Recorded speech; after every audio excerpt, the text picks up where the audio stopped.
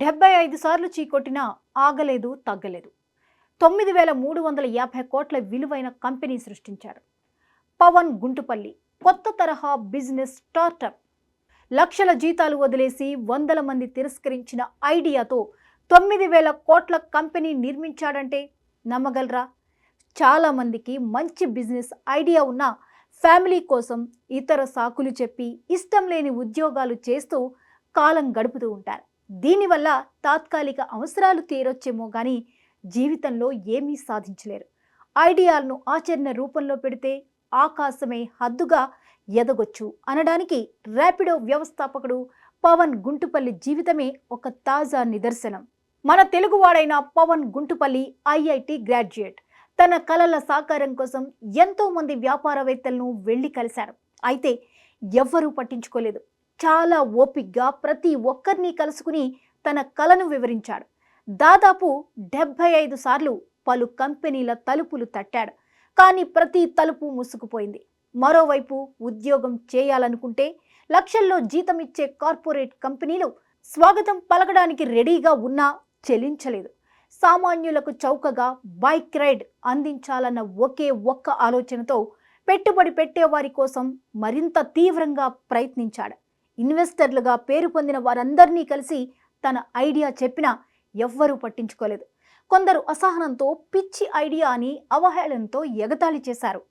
సామాన్యులకు ఉపయోగపడే తన ఐడియా సక్సెస్ అవుతుందన్న గట్టి నమ్మకంతో చివరగా మోటో కార్ప్ చైర్మన్ పవన్ ముంజాల్ను కలిసి తన ప్రాజెక్టుకు అవసరమైన పెట్టుబడికి ఒప్పించాడు. సీన్ కట్ చేస్తే ఇప్పుడు ఏకంగా 9350 కోట్ల విలువైన కంపెనీకి అధిపతిగా నిలిచాడు. ఎన్నో లక్షల మందికి ప్రత్యక్షంగా పరోక్షంగా ఉపాధి అందిస్తున్నాడు. 2016లో తన ఇద్దరు స్నేహితులతో ర్యాపిడోను ప్రారంభించిన పవన్ గుంటుపల్లి పట్టణాల్లోని సామాన్య మధ్యతరగతి ప్రజలకు ఎంతో ఉపయోగకరంగా మారింది.